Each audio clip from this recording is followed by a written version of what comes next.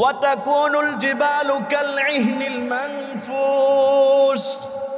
সেই দিনটা এমন ভয়াবহ হবে, আজকের ভূমিকম্পে বিল্ডিং একটু নাড়া দিল, মানুষগুলো সিঁড়ি দিয়ে দৌড়াদৌড়ি শুরু করে দিল নিচে নামার জন্য। কিন্তু সেই দিন নিচে নামার মতো একটা সেকেন্ড কোনো মানুষ পাবে না। পাহাড়গুলো তোলার মতো উঠতে থাকবে, বিল্ডিংগুলো তোলার মতো জমিনের মধ্যে উঠতে থাকবে, তারকাগুলো খুলে খুলে জমিনে পড়তে থাকবে, সূর্য আর চন্দ্রগুলো ছিটকায়া ছিটকায়া জমিনের মধ্যে পড়তে থাকবে, সমুদ্রের পানিগুলো পাহাড়ের মতো ঢেউ দিয়া ধাক্কাতে শুরু করবে। এমন একটা অবস্থা সেই দিন হয়ে যাবে, পৃথিবীর কোনো মানুষ তখন বাঁচতে পারবে না। মৃত্যুর কোলে সবাইকেই ঢলে পড়তে হবে। এজন্য আল্লাহ তাআলা কুরআনুল কারীমে সূরাতুল হজ্জের মধ্যে বলেন, ইয়া আইয়ুহান নাসুত্তাকু রাব্বাকুম ইন্না জালজালাতাস সাআতি শাইউন আযীম। মহান রব্বুল আলামিন আল্লাহ সুবহানাহু ওয়া তাআলার দরবারে আলিশানে লক্ষ কোটি শুকর ও সুজুদ, যিনি আমাদেরকে আজকের এই পবিত্র জুমার দিনে দুনিয়াবী ব্যস্ততা থেকে মুক্ত করে পৃথিবীর সর্বশ্রেষ্ঠ উৎকৃষ্ট জায়গা আল্লাহর ঘর মসজিদে আমাদেরকে আসার বসার তৌফিক দান করেছেন। এজন্য সেই মহান রব, সেই মহান মনিবের দরবারে শুকরিয়া আদায় করি, আলহামদুলিল্লাহ। আজকে পবিত্র জুমার দিন আমি বরাবরের মতোই আলোচনা করার জন্য নির্দিষ্ট একটি বিষয় আগে থেকে নির্বাচন করে রেখেছি, কিন্তু তারপরেও কিছু কিছু বিষয় এমন থাকে যেগুলো আকস্মিক চলে আসে এবং এই বিষয়গুলো সম্পর্কে কিছু কথা বলা এটা দরকার, প্রয়োজন, এবং মুসল্লি ইয়ানে কারাম যারা আছেন তাদেরও আগ্রহ থাকে এই বিষয়গুলো জানার। আপনারা দেখেছেন আজকে কিছুক্ষণ আগে বিশাল এক ভূমিকম্প হয়ে গেল। ভূমিকম্প এটা কি, কেন হয়, এ ব্যাপারে কোরআন এবং হাদিসের মধ্যে আল্লাহ রাব্বুল আলামিন এবং নবীজি সাল্লাল্লাহু আলাইহি ওয়াসাল্লাম অনেক গুরুত্বপূর্ণ আলোচনা করেছেন।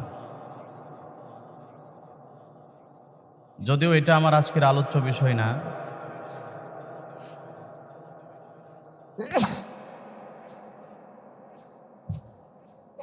তারপরেও এ বিষয়ে কয়েকটি কথা না বললেই নয়। ভূমিকম্প আল্লাহ রাব্বুল আলামিন দিয়ে থাকে বিভিন্ন কারণে। এর মধ্যে একটা কারণ হচ্ছে যখন সমাজের মধ্যে পাপ বেশি হয়, সমাজের মধ্যে যখন অন্যায়, অবিচার, জুলুম, নির্যাতন, দুঃশাসন বেশি হয়, তখন আল্লাহ তাআলা ভূমিকম্প দিয়ে থাকেন। 2 নাম্বার, ভূমিকম্প এটা আল্লাহ তাআলার একটা নিদর্শন। আল্লাহ তাআলা মহান, আল্লাহ তাআলা সর্বশক্তিমান, তিনি সব কিছু করতে সক্ষম যেটা পৃথিবীর কোনো মানুষ পারে না। কথা বলেন ঠিক কিনা? এই বিশ্বাসটা যেন মানুষের অন্তরের মধ্যে বদ্ধমূল হয়। এই বিশ্বাসটার নাম হচ্ছে ঈমান। এটা বোঝানোর জন্য আল্লাহ রাব্বুল আলামিন ভূমিকম্প দিয়ে থাকেন। 3 নাম্বার,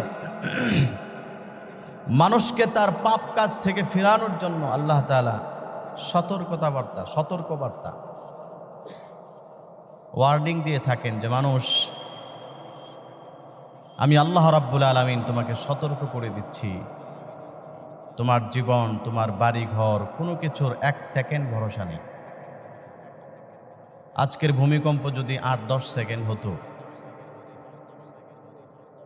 বাংলাদেশের মধ্যে লক্ষ লক্ষ বিল্ডিং ধসে পড়ে যেত।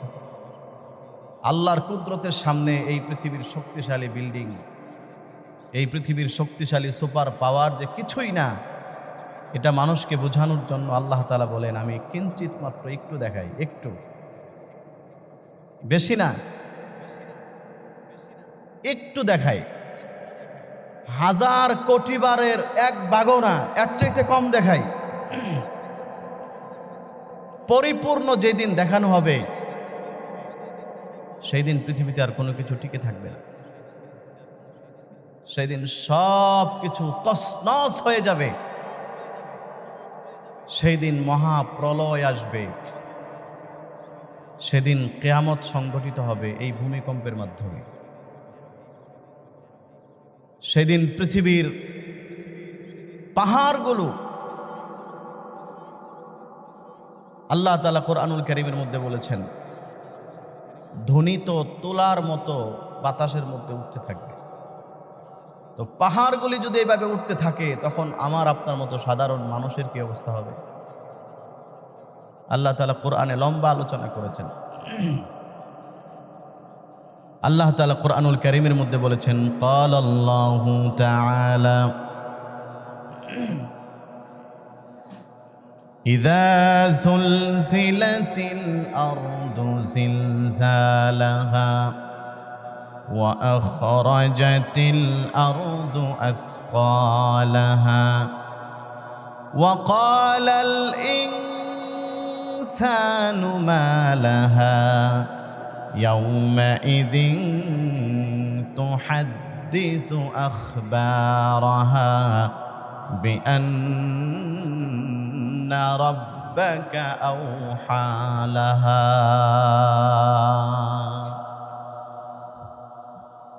আল্লাহ রাব্বুল আলামিন কোরআনুল কারীমের মধ্যে বলেন, ও পৃথিবীর মানুষেরা রে শোনো, একটা মহা ভূমিকম্প হবে, মহা একটা প্রলয় হবে। পৃথিবীটাকে সেই দিন নাড়াচাড়া দেওয়া হবে। কেমন নাড়াচাড়া দেওয়া হবে? আল্লাহ রাব্বুল আলামিন সূরাতুল জিলজালের মধ্যে বলেন, ইযা যুলজিলাতিল আরদু জিলজালাহা।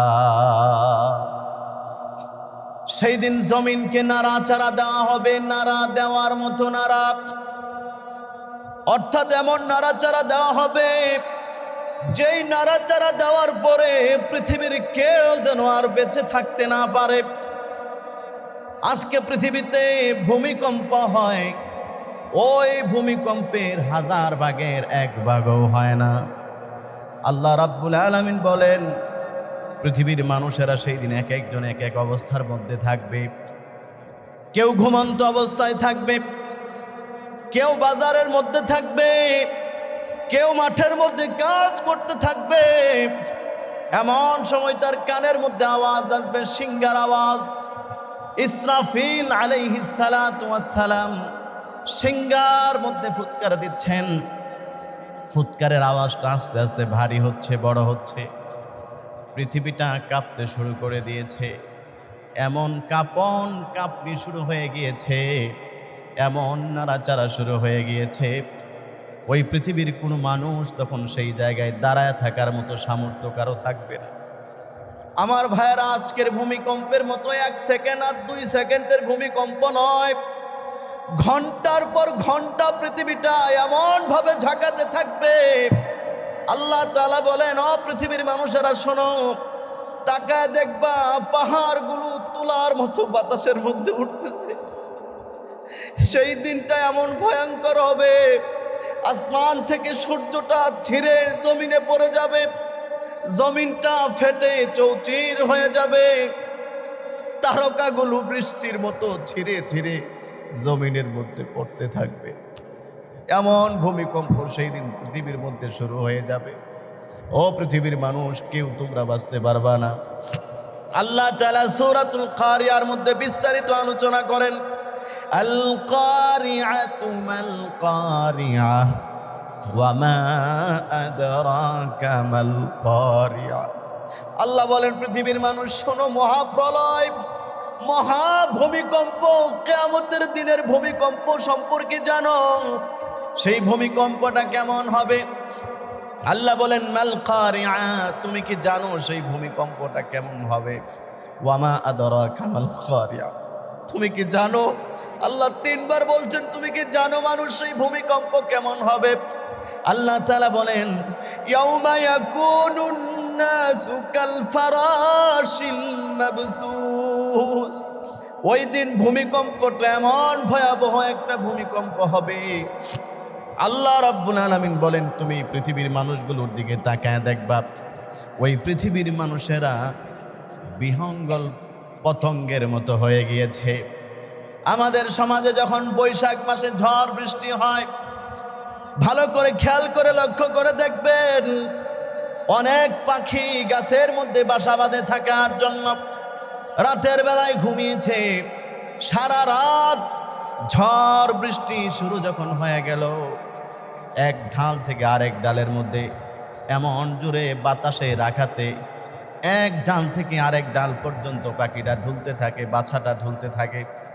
শেষ পর্যন্ত টিকতে না পেরে তার বাসাটা ছিটকে জমিনের মধ্যে পড়ে যায়, ওই পাখিটাও জমিনের মধ্যে পড়ে যায়। সকালবেলা বাচ্চারা সেই পাখিটাকে দৌড়ে দৌড়ে ধরে ফেলে, কারণ পাখিটা এখন হাঁটতে পারে না, পাখিটা এখন দৌড় দিতে পারে না। ওই পাখিটার শরীরের উপরে এমন আঘাত গিয়েছে, এমন ঝড় তার শরীরের উপর দিয়ে গিয়েছে, ওই পাখিটা এখন দাঁড়াইতেও পারে না। এই দিকে কাত হয়ে পড়ে, ওই দিকে কাত হয়ে পড়ে, মাতালের মতো হয়ে গিয়েছে। আল্লাহ বলেন যেই দিন ভূমিকম্প, প্রকৃত ভূমিকম্প যেদিন শুরু হয়ে যাবে, ও পৃথিবীর মানুষেরা তাকায় দেখবা এই পৃথিবীর সমস্ত মানুষেরা পাগলের মতো হয়ে গেছে, দাঁড়ায়ও থাকতে পারতেছে না। সবাই সেই বিহঙ্গ পতঙ্গের মতো, পশু পাখির মতো গোড়াগড়ি করতে থাকবে মাটির মধ্যে। আল্লাহ রাব্বুল আলামিন বলেন ওয়াতাকুনুল জিবালু কালইহনিল মানফুস, সেই দিনটা এমন ভয়াবহ হবে। আজকের ভূমিকম্পে বিল্ডিং একটু নাড়া দিল, মানুষগুলো সিঁড়ি দিয়ে দৌড়াদৌড়ি শুরু করে দিল নিচে নামার জন্য, কিন্তু সেই দিন নিচে নামার মতো একটা সেকেন্ড কোনো মানুষ পাবে না। পাহাড়গুলো তোলার মতো উঠতে থাকবে, বিল্ডিংগুলো তোলার মতো জমিনের মধ্যে উঠতে থাকবে, তারকাগুলো খুলে খুলে জমিনে পড়তে থাকবে, সূর্য আর চন্দ্রগুলো ছিটকায়া ছিটকায়া জমিনের মধ্যে পড়তে থাকবে, সমুদ্রের পানিগুলো পাহাড়ের মতো ঢেউ দিয়া ধাক্কাতে শুরু করবে। এমন একটা অবস্থা সেই দিন হয়ে যাবে, পৃথিবীর কোনো মানুষ তখন বাঁচতে পারবে না। মৃত্যুর কোলে সবাইকেই ঢলে পড়তে হবে। এজন্য আল্লাহ তাআলা কুরআনুল কারীমে সূরাতুল হজ্জের মধ্যে বলেন ইয়া আইয়ুহান নাসুত্তাকু রাব্বাকুম ইন্না জালজালাতাস সাআতি শাইউন আযীম। সেই ভয়াবহ কিয়ামতের দিনের ভূমিকম্প সংক্রান্ত বিষয়ে আল্লাহ আরেকটু বিস্তারিত বলেন, ও পৃথিবীর মানুষেরা, ইত্তাকু রাব্বাকুম, তোমরা তোমাদের রব আল্লাহ তাআলাকে ভয় করো, আল্লাহকে ভয় করো। ইন্না জালজালাতাস সাআতি শাইউন আযীম, নিশ্চয়ই কিয়ামতের দিনের ভূমিকম্পটা মহা একটা ভূমিকম্প হবে, বিরাট বড় একটা প্রলয় হবে। কেমন হবে সেই ভূমিকম্প? আল্লাহ রাব্বুল আলামিন সেই ভূমিকম্পের বর্ণনা দিচ্ছেন। দ্বিতীয় আয়াত থেকে আল্লাহ বলেন ইয়াউমা তারাউনাহা তাযহালু কুল্লু মুরদিআতিন আম্মা আরদাআত। আল্লাহ বলেন তুমি সেই দিন তাকায় দেখবা, একটা মহিলা তার সন্তানকে দুধ পান করায়। সেই দিন কিয়ামতের দিনের ভূমিকম্পের ভয়াবহতার কারণে একজন মা তার সন্তানকে দুধ পান করানোর কথাটা ভুলে যাবে।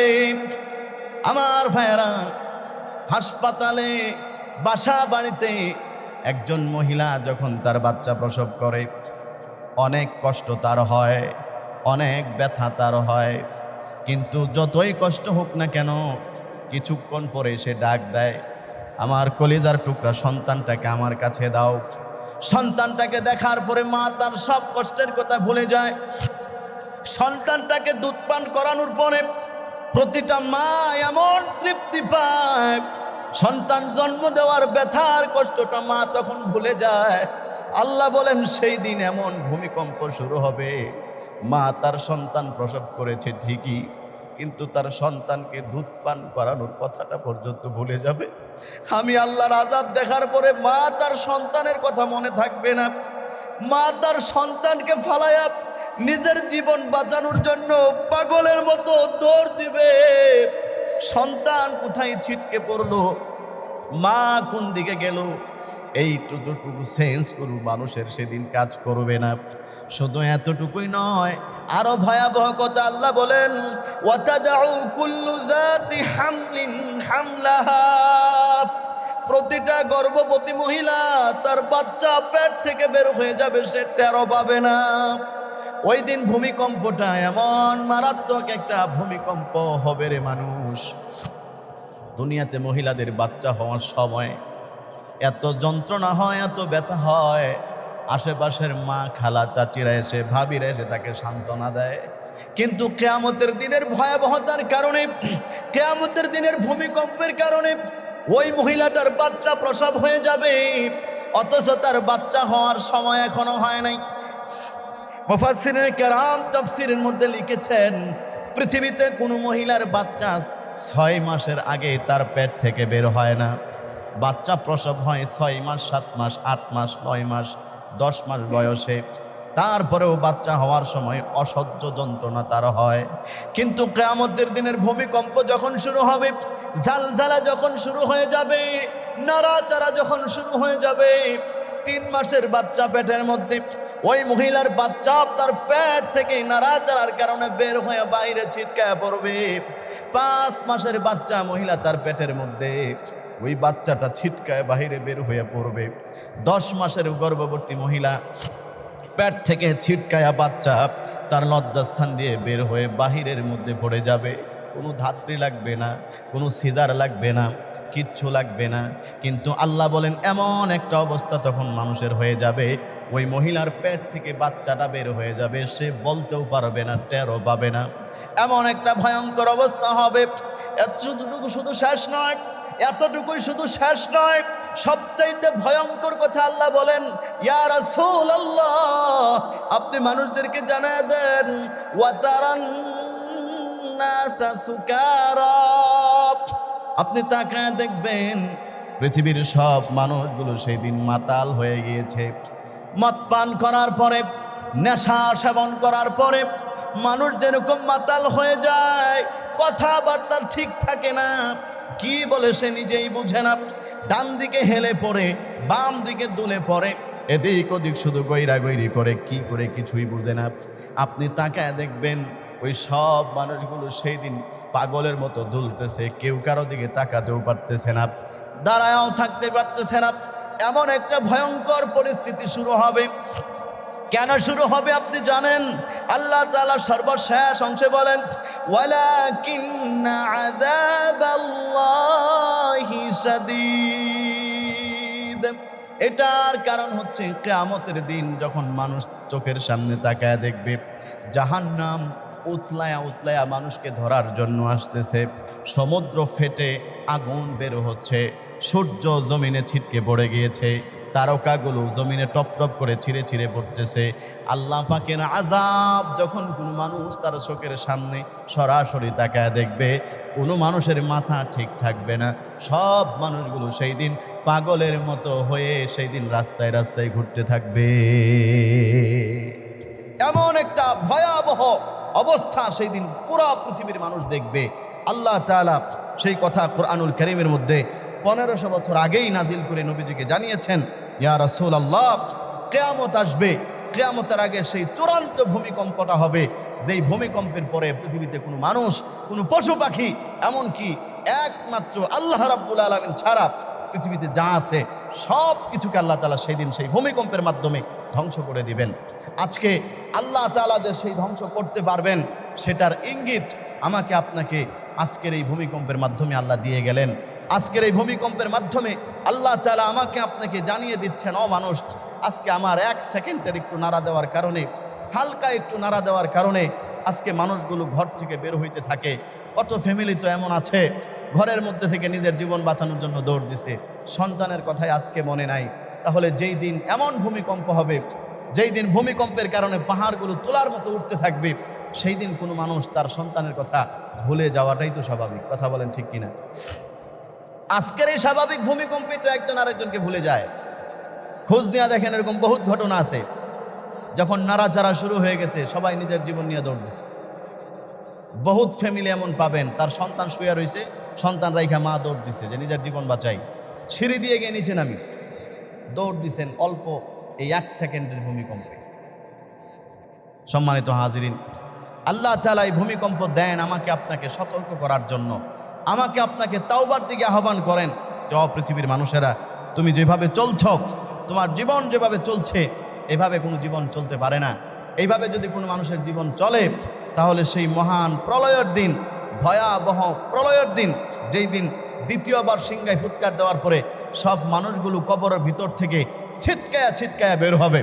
প্রথম সিংহায় ফুৎকার দেওয়ার পরে পৃথিবীর সমস্ত মানুষ যারা জীবিত ছিল সব মরে যাবে, কেউ পৃথিবীতে বেঁচে থাকবে না। পশু পাখি, গাছপালা, তরুলতা সব তছনছ হয়ে যাবে, তোলার মতো বাতাসের মধ্যে উঠতে থাকবে।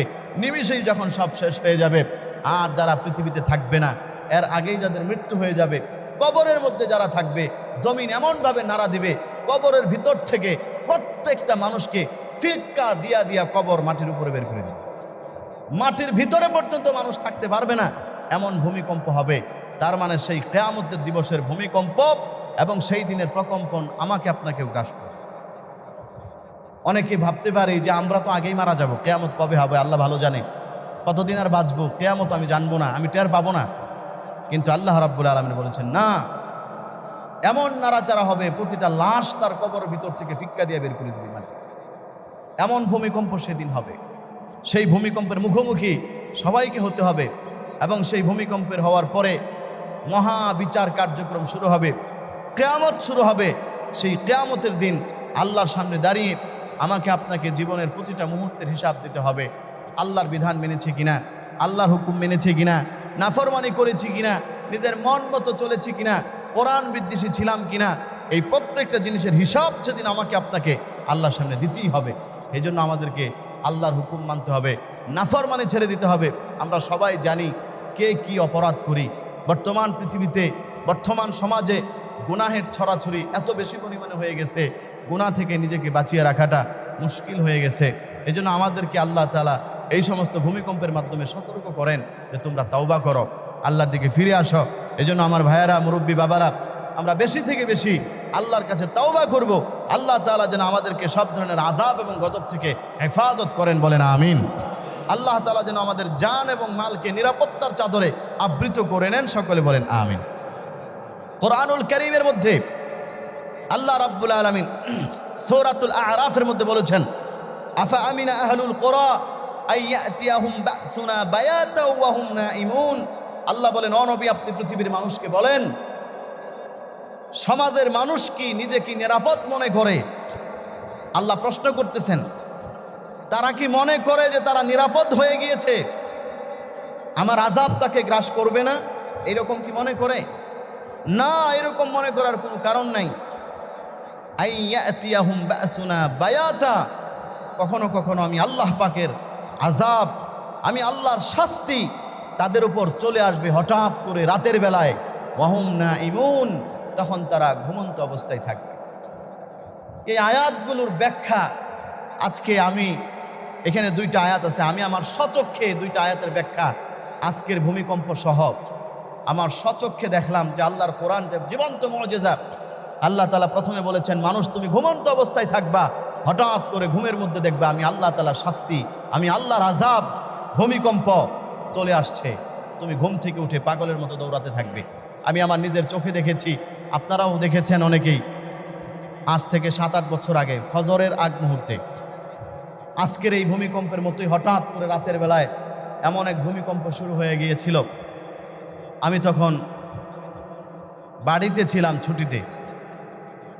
আমার এতটুকু মনে আছে যে ঘুমের ঘরেই যখন খাট এরকম নাড়াচাড়া করতেছিল, ওই ঘুমের মধ্যেই ঘুম থেকে উঠে পুরা এলাকার মানুষ চিল্লা চিল্লি শুরু করে দিয়েছিল, পাগলের মতো দৌড়াদৌড়ি শুরু করে দিয়েছিল মানুষরা। শহরের মানুষেরা তাদের বিল্ডিং ছেড়ে সিঁড়ি দিয়ে কার আগে কে নামবে পাগলের মতো হয়ে সব রাস্তায় নেমে এসেছিল। এরকম দৃশ্য আজ থেকে 7-8 বছর আগে, কি বলেন আপনারা, দেখেন নাই? আল্লাহর কোরআনের বাস্তব মুআজিজা, বাস্তব ব্যাখ্যা। তুমি কি মনে করো যে আমার আযাব তোমার কাছে আসবে না? আমার আযাব হঠাৎ করে চলে আসবে, এমন অবস্থায় ওয়াহুম নাঈমুন, তুমি ঘুমন্ত অবস্থায় থাকবে। বাস্তব সচক্ষে এটার ব্যাখ্যা দেখলাম। দ্বিতীয় আয়াতে আল্লাহ বলেন, আও আমিনা আহলুল কুরা আইয়াতিয়াহুম বাসুনা, ও নবী আপনি মানুষকে বলেন তারা কি নিজেকে নিরাপদ মনে করে যে আমার আযাব তার কাছে আসবে না? দুহান চাষতের সময়, অর্থাৎ 10টা থেকে 12টার সময়টাকে বলা হয় দুহা। আল্লাহর কোরআনের কত বাস্তব মুআজিজা। তারা কি মনে করে যে এমন টাইমে হঠাৎ করে আমার আযাব চলে আসবে না? ওয়াহুম ইয়ালাবুন, তখন তারা কেউ খেলাধুলার মধ্যে থাকবে, কেউ ব্যবসা বাণিজ্যে থাকবে, কেউ চাকরি বাকরির মধ্যে থাকবে। এমন টাইমে হঠাৎ করে আমার আযাব চলে আসবে, আমার শাস্তি চলে আসবে, আমার নিদর্শন চলে আসবে, আর মানুষগুলো তখন পাগলের মতো নিজের জীবন বাঁচানোর জন্য দৌড়াতে থাকবে। আজকে সেই আয়াতের বাস্তব ব্যাখ্যা দেখে ফেললাম। দোহা, নবীজি সাল্লাল্লাহু আলাইহি ওয়াসাল্লাম নামাজ পড়তেন, সালাতুদ দোহা, চাষতের নামাজ। এই চাষতের সময় কোনটা?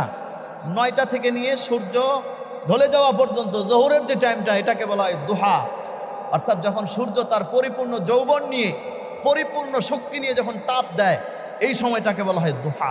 আর এই সময় নবীজি শুকরিয়াতান 2 রাকাত নামাজ পড়তেন, সালাতুদ দোহা। এবং এ ব্যাপারে আল্লাহ তাআলা কুরআনুল কারীমের মধ্যে কসম করেছেন, সূরা দোহা, ওয়াদ দোহা, চাষতের সময়ের কসম, ওয়াল লাইলি ইযা সাজা, রাত যখন অন্ধকার আচ্ছন্ন গ্রহণ করে সেই রাতের কসম। বলেন সুবহানাল্লাহ। বাস্তব কোরআনের মধ্যে আল্লাহ তাআলা এই ঘোষণাগুলো দিয়েছেন। উদ্দেশ্য হচ্ছে মানুষকে সতর্ক করে। আমার চোখের সামনে আপনারাও দেখেছেন, আমি আশা করি এভাবে ভেঙে বলার পরে আর কারো না বোঝার কথা না। সবাই প্রত্যক্ষ করেছেন। আজকে 11:15টার সময় ঘটনা, তার মানে দোহার সময় আল্লাহর কোরআনের যেই শব্দ ব্যবহার করেছেন সেম ওই টাইমের ঘটনা। এরপরেও কি আল্লাহর ব্যাপারে একটু ভয় অন্তরের মধ্যে আসবে না? এরপরেও কি আমাদের আল্লাহর কোরআনের প্রতি মহব্বত আসা দরকার না? এরপরেও কি আমরা আমাদের পাপ ছেড়ে দেওয়া দরকার কি দরকার না? জোরে বলেন, দরকার কি দরকার না? এজন্য আমার ভাইয়েরা, অনুরোধ করি, আমরা যারা পাপ করি, অন্যায় করি, গুনাহ করি, গুনাহ ছেড়ে দেই, গুনাহ থেকে বেঁচে থাকি, আল্লাহর কাছে বেশি বেশি তওবা করি। আল্লাহ রাব্বুল আলামিন যেন আমাদেরকে সব ধরনের গুনাহ থেকে বেঁচে থাকার তৌফিক দান করেন, এবং আল্লাহ রাব্বুল আলামিন যেন আমাদেরকে সব ধরনের অন্যায়, অবিচার আর অশালীন কাজ থেকে বেঁচে থেকে আল্লাহর প্রিয় হয়ে যেন কবরে যেতে পারি, সেই তৌফিক আল্লাহ তাআলা আমাদের সবাইকে দান করুক। সবাই বলি আমিন। নির্দিষ্ট যে বিষয় নির্ধারণ করেছিলাম, 1টা বেজে গিয়েছে, আর 10 মিনিট 15 মিনিট আলোচনা হবে, সেই বিষয়ে সংক্ষিপ্ত কিছু কথা বলি। আমার আজকের নির্দিষ্ট বিষয় ছিল, বয়ানের বিষয় ছিল আত-তাওয়াক্কুল আলাল্লাহ, আল্লাহর উপর ভরসা করা। সব ক্ষেত্রে ভরসা করব কার উপরে? ইমানের আওয়াজে জোরে বলেন, কার উপরে? জবান ছেড়ে বলেন, ভরসা করতে হবে কার উপরে? তাওয়াক্কুল আরবি শব্দ, তাওয়াক্কুল আরবি শব্দ, এটার অর্থ হচ্ছে ভরসা করা, নির্ভর করা। ইসলামী পরিভাষায় তাওয়াক্কুল আলাল্লাহ অর্থ হচ্ছে আল্লাহর উপর ভরসা করা। আল্লাহর উপর ভরসা এটা একটা মেডিসিন, এটা একটা ঔষধ, যেই ঔষধ মানুষের অন্তর থেকে সব ধরনের ভয় ভীতি দূর করে দিতে পারে। আল্লাহর উপর ভরসা এমন একটা মেডিসিন, এমন একটা ঔষধের নাম, যেটা মানুষের জীবনের সব ধরনের দুশ্চিন্তা, পেরেশানিকে দূর করে দিতে পারে। একজন মানুষ অনেক কষ্টে আছে, কিন্তু সে আল্লাহর উপর বিশ্বাস করে, আল্লাহর উপর ভরসা, আল্লাহ ভরসা, কপালে আল্লাহ যা রাখছে তাই হবে, ওই লোকের টেনশন অটোমেটিকলি তার কমে যাবে। কথা বলেন ঠিক কিনা? এজন্য তাওয়াক্কুল আলাল্লাহ, আল্লাহর উপর ভরসা, এটা এমন একটা বিশেষ বৈশিষ্ট্য যেটা ইমানদারদের বৈশিষ্ট্য, জান্নাতি মানুষের বৈশিষ্ট্য, আল্লাহর প্রিয় বান্দাদের বৈশিষ্ট্য। বলেন সুবহানাল্লাহ। এই জন্য আমাদের আল্লাহর উপর ভরসা করতে হবে। আজকে অনেক মানুষ কষ্টে, দুঃখ, দুশ্চিন্তা আর পেরেশানিতে আত্মহত্যা করে। অনেক মানুষ এরকম আছে না নাই? দেখবেন সে তার কষ্ট সহ্য করতে না পেরে আত্মহত্যা করে, যে জীবন আর রাখবো না। কিন্তু আল্লাহ তাআলা কোরআনে বলে দিয়েছেন, বান্দা তোর যখন কেউ না থাকে আমি আল্লাহ রাব্বুল আলামিন সব সময় তোর সবচাইতে কাছে আছি। বলেন সুবহানাল্লাহ। বান্দা যদি সেই মুহূর্তে আল্লাহ তাআলার সামনে তার কপালটাকে আল্লাহর কুদরতি পায়ের সামনে নত করে দেয়, 2 ফোঁটা চোখের পানি যদি আল্লাহর সামনে ফেলে দেয়, কান্না যদি করে সাজদায় পড়ে যে আল্লাহ দুনিয়ার সব আমার হাতছাড়া হয়ে গেছে, আমার পরিবার পরিজন সম্পদ সন্তান স্ত্রী পুত্র সব কিছু আমার থেকে দূরে চলে গেছে, তুমি ছাড়া আমার কেউ নাই, সেই মুহূর্তে অটোমেটিক তার অন্তরের মধ্যে আল্লাহ তাআলা রহমত ঢেলে দিবে। এমন শান্তি লাগবে, এটা যে আমল করছে সেই বলতে পারবে, অন্য কেউ বলতে পারবে না। আল্লাহর উপর ভরসা এটা অনেক গুরুত্বপূর্ণ। অমুসলিম রাষ্ট্রগুলোতে অনেক মানুষ আত্মহত্যা করে, এবং তুলনামূলক ইউরোপের বিভিন্ন কান্ট্রিগুলোতে আত্মহত্যার পরিমাণ বেশি। আপনারা নেটে সার্চ করলে, গুগলে সার্চ করলে দেখবেন এই বিষয়গুলো, যে তারা আত্মহত্যা বেশি করে। ডিপ্রেশনে মানুষ আত্মহত্যা বেশি করে। বৈজ্ঞানিকরা গবেষকরা এই কথা বলেছেন, এর একমাত্র কারণ আল্লাহর উপর তাদের ভরসা নেই। আর মুসলমানরা যত পেরেশানিতেই থাকুক, যত বিপদেই থাকুক, দিন শেষে সব শেষে আমার আপনার ভরসার জায়গা একটা আছে। কেউ না থাকুক, সবাই আমাকে পৃথিবী থেকে তাড়িয়ে দেওয়ার চেষ্টা করুক, সবাই আমাকে দুনিয়া থেকে অপমান করুক, কিন্তু একটা দরবার আছে যেখানে আল্লাহ তাআলা বান্দারে কখনো খালি হাতে ফিরায় না। বান্দা যত নত হয় তত আল্লাহ তাআলার কুদরতি কুলের মধ্যে বান্দা উঠে যায়। বলেন আল্লাহু আকবার। সেই দরবারটা হচ্ছে আল্লাহর দরবার। কথা বলেন ঠিক কিনা? এই জন্য সব ক্ষেত্রে আত-তাওয়াক্কুল আলাল্লাহ, আল্লাহর উপর যখন বান্দা ভরসা করে চলে, তখন সে ব্যবসায় লস খাইলেও ডিপ্রেশনে যায় না, যে আল্লাহ ভরসা, তকদিরে যা ছিল তাই হয়েছে। আল্লাহর উপর ভরসা করে যখন মানুষ চলে, ব্যবসায় বেশি লাভ হলেও অহংকারী হয় না, তখন সে চিন্তা করে আল্লাহ যদি আল্লাহ দিয়েছেন, এই ভরসা করেছিলাম আল্লাহর উপরে, আল্লাহ করেছেন। এই জন্য চাকরি চলে গেছে, টেনশনের কোনো দরকার নেই, আল্লাহ ভরসা। আপনার ক্যান্সার হয়ে গেছে, কোনো টেনশনের দরকার নাই, কপালে যা আছে তাই হবে। আত-তাওয়াক্কুলু আলাল্লাহ, ভরসা করেছি কার উপরে? আল্লাহর উপরে। আল্লাহর উপর ভরসা করা এটা জান্নাতি মানুষের একটা বৈশিষ্ট্য। কোরআনুল কারীমের মধ্যে আল্লাহ রাব্বুল আলামিন আল্লাহর উপর ভরসা সম্পর্কে অনেক আয়াত নাজিল করেছেন। আমি আজকে সময়ের সংক্ষিপ্ত পরিসরে আপনাদেরকে কয়েকটি আয়াত শোনাবো ইনশাআল্লাহ। আমার ভাইয়েরা, আল্লাহ রাব্বুল আলামিন বলেন, ইন্নামাল মুমিনুনাল্লাযীনা ইযা যুকিরাল্লাহু ওয়াজিলাত কুলুবুহুম ওয়া ইযা তুলিয়াত আলাইহিম আয়াতুহু যাদাতুহুম ঈমানা ওয়া আলা রাব্বিহিম ইয়াতাওয়াক্কালুন। সূরাতুল আনফালের 2 নম্বর আয়াতে আল্লাহ রাব্বুল আলামিন ঈমানদারদের বৈশিষ্ট্য আলোচনা করেন। ইয়া রাসূলুল্লাহ, ইয়া হাবিবাল্লাহ, যারা ঈমানদার হবে তাদের বৈশিষ্ট্য, ইযা যুকিরাল্লাহু ওয়াজিলাত কুলুবুহুম, তাদের সামনে যখন আল্লাহর জিকির করা হয়, আল্লাহর কথা যখন বলা হয়, আল্লাহর দিকে যখন ডাকা হয়, কোরআন এবং হাদিসের কথাগুলো যখন তাদের সামনে বলা হয়, ওয়াজিলাত কুলুবুহুম, তাদের অটোমেটিকলি অন্তরগুলো মোমের মতো নরম হয়ে যায়। বলেন সুবহানাল্লাহ। আল্লাহর বান্দাদের সামনে কোরআন তিলাওয়াত করলে ওয়াজিলাত কুলুবুহুম, তাদের অন্তরগুলো মোমের সামনে আগুন নিলে যেরকম গলতে থাকে, ইমানদার যত গুনাই করুক তার ভিতরে যদি ইমান থাকে, আল্লাহর কথা শুনলে অটোমেটিক তার কলব গলে যায়, গলতে শুরু করে।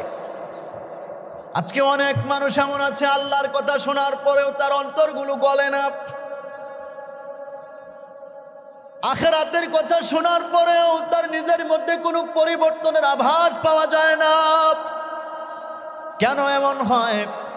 আল্লাহ রাব্বুল আলামিন কোরআনুল কারীমের মধ্যে আরেক জায়গায় সূরাতুল বাকারায় ঘোষণা করেছেন, ও পৃথিবীর মানুষেরা রে শোনো, আমি আল্লাহ রাব্বুল আলামিন পাথর তৈরি করেছি। পাথর হচ্ছে তিন প্রকার, তিন প্রকার পাথর আমি আল্লাহর ভয়ে কান্দে। আল্লাহ রাব্বুল আলামিন বলেন, পৃথিবীর মানুষেরা রে শোনো, এমনও পাথর আছে ইয়াতাফাজ্জারু মিনহুল আনহার, যে পাথর থেকে নদী প্রবাহিত হয়, সমুদ্র প্রবাহিত হয়। পৃথিবীর যত নদী আছে, নদী যেখান থেকে শুরু হয়েছে খোঁজ দিলে দেখা যাবে সেখানে পাথর। পানি কোথ থেকে আসে? আল্লাহ জবাব দিয়ে দেয়, ইয়াতাফাজ্জারু মিনহুল আনহার ওয়া ইন্না মিনাল হিজারাতি লামা ইয়াতাফাজ্জারু মিনাল আনহার। ও পৃথিবীর মানুষ, এমন কিছু পাথর আছে যেই পাথরের ভিতর থেকে নদী প্রবাহিত হয়। ওয়া ইন্না মিনাল হিজারাতি, এবং এমন কিছু পাথর আছে ওই পাথরগুলোকে যদি তুমি বাড়ি দিয়ে আঘাত করে ভেঙে ফেলো, ইয়াতাফাজ্জারু মিনহুল মা, তুমি তাকায় দেখবা পাথরের ভিতর থেকে অল্প হলেও পানি বের হচ্ছে। ওয়া ইন্না মিনাল হিজারাতি, আবার এমন কিছু পাথর আছে যেই পাথর থেকে নদী প্রবাহিত হয় নাই। এমন কিছু পাথর আছেন যেই পাথরের ভিতর থেকেও পানি বের হয় নাই, কিন্তু ওই পাথরটা ইয়াহবিতু মিন খাশিয়াতিল্লাহ, ইয়াহবিতু মিন খাশিয়াতিল্লাহ, ওই পাথরটা আল্লাহর ভয়ে এক জায়গায় থেকে আরেক জায়গার মধ্যে গড়ায়া গড়ায়া পড়ে। আজকে আমি আপনি তাকায় দেখি পাহাড়ের নিচে পাথর চলে আসছে, আমি আপনি তাকায় দেখি পাহাড়ের ভিতর থেকে ঝর্ণা বের হচ্ছে। ও মুসলমান ইমানদার, ঝর্ণার কাছে গিয়ে ওই পৃথিবীর মানুষেরা, ছেলে মেয়েরা অবাধভাবে মেলামেশা করছে, বেপর্দাভাবে মেয়েরা ঘুরছে, ছেলেরা তাদের ফরজ তরক করে শর্ট প্যান্ট পরে ঝর্ণার পানিতে তারা গোসল করে। কিন্তু এই ঝর্ণার পানি কোত্থেকে বের হয় নাফরমান একটাবারও চিন্তা করে না। আল্লাহ রাব্বুল আলামিন কোরআনুল কারীমের মধ্যে বলেছেন, আল্লাহ রাব্বুল আলামিন কোরআনুল কারীমের মধ্যে বলেছেন, আমি আল্লাহ তাআলা জাহান্নামকে তৈরি করেছি এবং জাহান্নামের জন্য আল্লাহ রাব্বুল আলামিন জাহান্নামের খাবার বানাবে মানুষকে, জাহান্নামের মধ্যে পুরাবে মানুষকে। আর সেই মানুষকে পুরানোর জন্য আগুন যেই জিনিস দ্বারা আল্লাহ জ্বালাবেন, ওই জিনিসটার নাম হচ্ছে পাথর।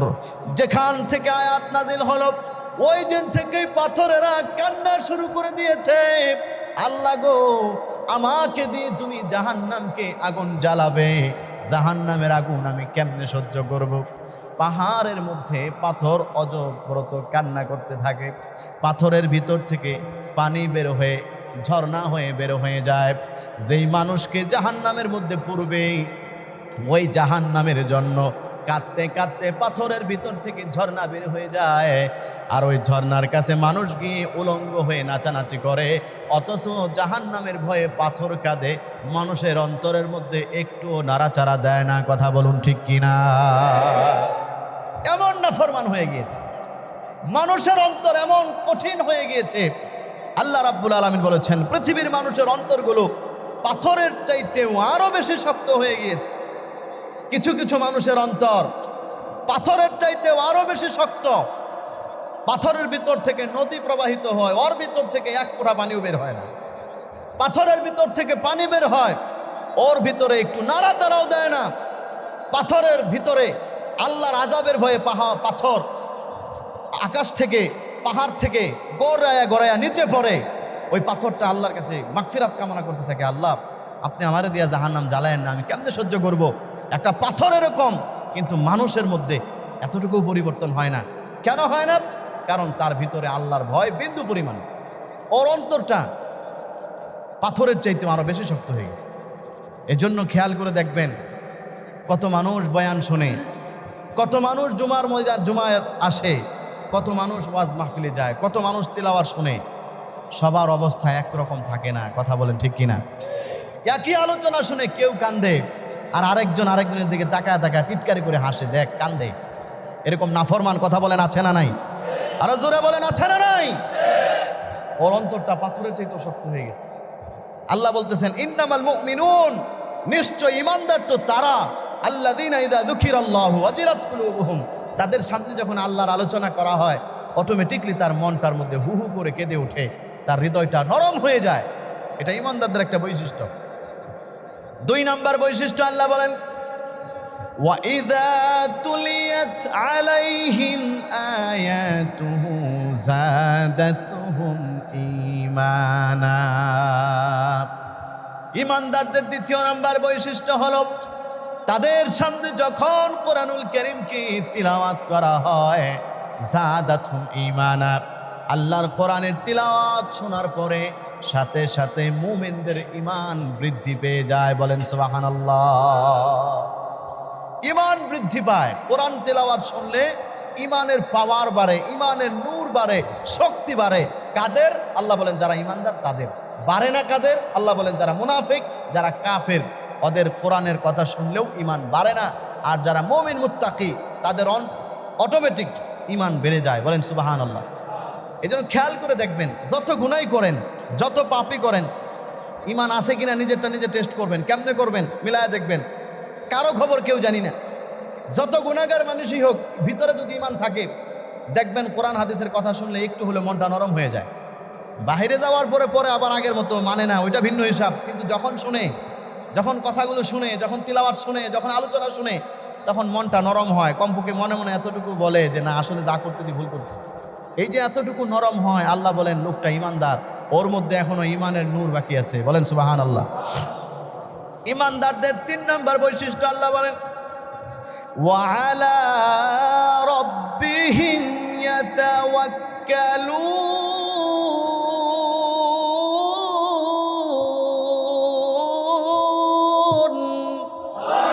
আল্লাহ রাব্বুল আলামিন বলেন ঈমানদার যারা, তাদের 3 নম্বর বৈশিষ্ট্য সব কাজে ক্ষেত্রে আল্লাহর উপরে তারা ভরসা রাখে। তাহলে বলেন ভরসা রাখতে হবে কার উপরে? আল্লাহর উপরে। ঈমানদারদের বৈশিষ্ট্য এটা, আল্লাহর উপরে ভরসা রাখা। 2 নম্বর আল্লাহর উপর ভরসা রাখতে হবে। এই ব্যাপারে আল্লাহ তাআলা কোরআনে বলেছেন ফাইযা আযামতা ফাতাওয়াক্কাল আলাল্লাহ ইন্নাল্লাহা ইউহিব্বুল মুতাওয়াক্কিলিন। সূরা আলে ইমরানের 159 নম্বর আয়াতে আল্লাহ রাব্বুল আলামিন বলেন, ও পৃথিবীর মানুষেরা, তুমি যখন দুনিয়াতে কোনো কাজকর্ম করবা, হোক সেটা দুনিয়ার কাজ, হোক সেটা আখিরাতের কাজ, যেই কোনো কাজ যখন তুমি করবা, ফাইদা আযামতা, কোন কাজটা করবা এটা যখন মোটামুটি তুমি ডিসাইড করে ফেলবে, সিদ্ধান্ত যখন নিয়ে ফেলবে। ব্যবসা করতে গিয়েছো, আজকে কি করবে মোটামুটি যখন তুমি সিদ্ধান্ত নিয়ে ফেলেছ। চাকরি করবে মোটামুটি যখন তুমি সিদ্ধান্ত নেওয়া হয়ে গেছে। পরীক্ষা দিতে যাবেন মোটামুটি যখন সিদ্ধান্ত নেওয়া হয়ে গিয়েছে, আল্লাহ বলেন ফাতাওয়াক্কাল আলাল্লাহ, তখন তোমরা আমি আল্লাহর উপরে ভরসা করে তারপরে শুরু করো। বলেন সুবহানাল্লাহ। আমি আল্লাহর উপর ভরসা করলে কি হবে? আল্লাহ তাআলা বলেন ইন্নাল্লাহা ইউহিব্বুল মুতাওয়াক্কিলিন।